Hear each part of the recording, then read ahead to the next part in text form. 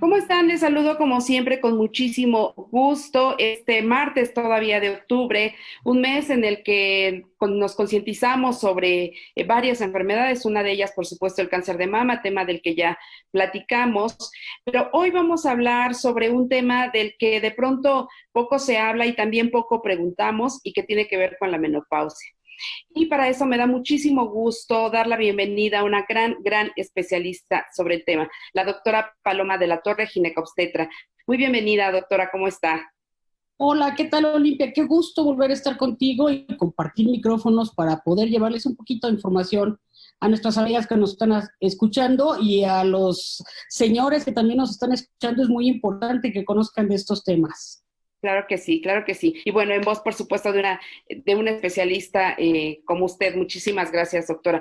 Pero bueno, usted ha dicho que, por supuesto, la menopausia no es una enfermedad, es una etapa en la vida de las mujeres que además se tiene o se tendría que vivir de manera muy plena. ¿Cuáles son los cambios que se experimentan, doctora? Entendiendo que, bueno, hay diferencias, ¿no? Las mujeres lo vivimos diferente, pero digamos en general, ¿cuáles son los síntomas? ¿Qué nos dice que ya está llegando esta etapa de la menopausia?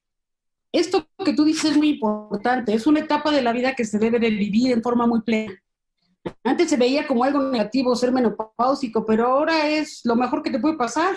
Estás justamente en la mitad de tu vida, así como por pronósticos de cuánto vamos a vivir, estamos justamente a la mitad de la vida y con la posibilidad de desarrollar cosas nuevas, porque ahora estas nuevas generaciones ya ves que dicen que los 40 son los 30, los 50 los 40. Entonces ahora tenemos toda la posibilidad de llegar a una etapa de la menopausia, que es el último sangrado, en buenas condiciones.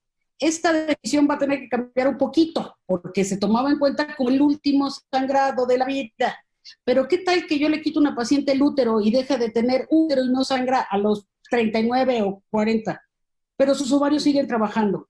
Entonces, cuando yo tengo una paciente que ya no están trabajando los ovarios y tengo toda la oportunidad de verla cómo va a tener esa transición sin que lo que me tenga que guiar sea la menstruación. Esto es muy interesante.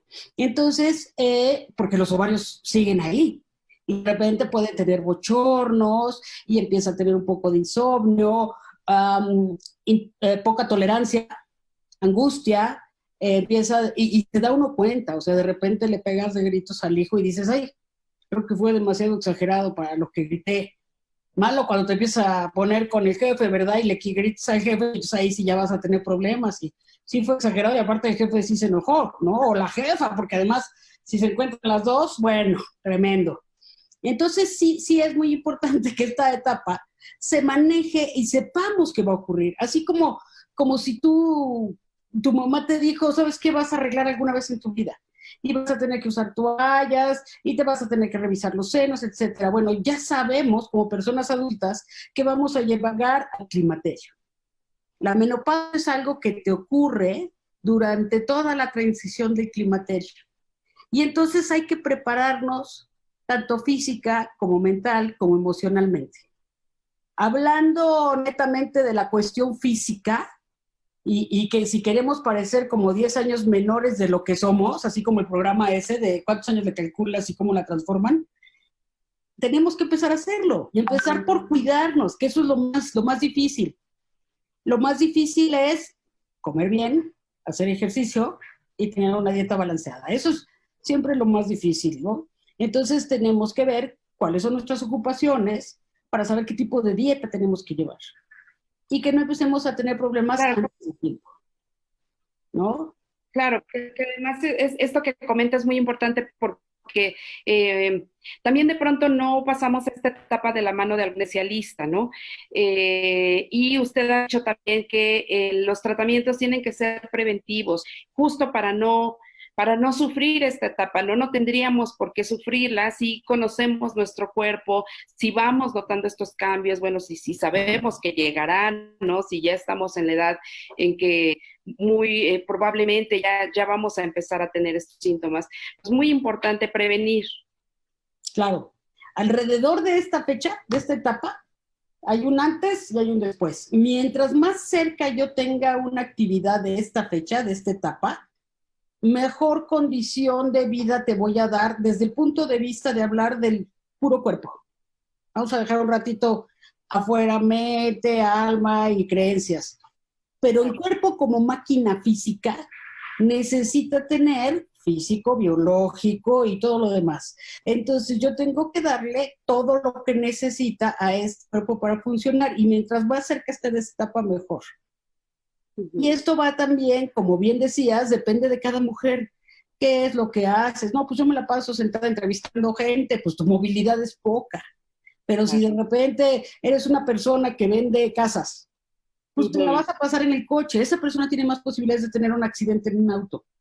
Si esa persona tiene que trabajar parada, pues esa persona va a tener otros riesgos. Entonces tenemos que evaluar muy bien, y a veces se nos pasa a algunos colegas preguntar, ¿qué haces?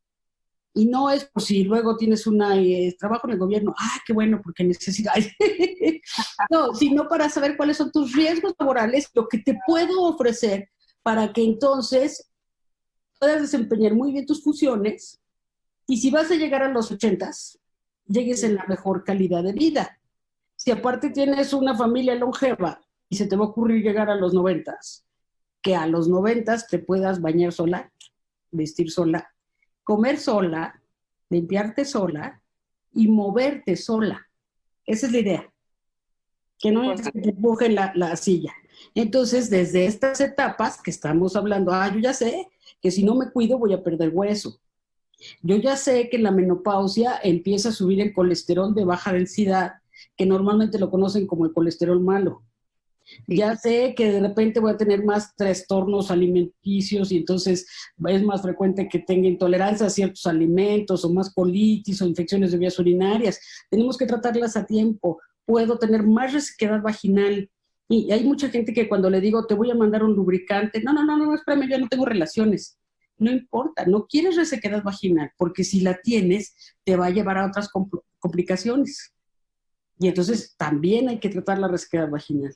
Entramos en la etapa donde es frecuente las enfermedades oncológicas, es decir, de cáncer. Y la gente cree que nada más es Papá Nicolau con un ginecólogo. Y si hablamos nada más de cáncer, yo tengo cáncer de mama, de ovario, hay quien dice que de trompa, útero, endometrio, cervix, vagina y vulva. Todos esos cánceres. Si yo te quité el útero, todavía queda lo demás y te tengo que estar revisando.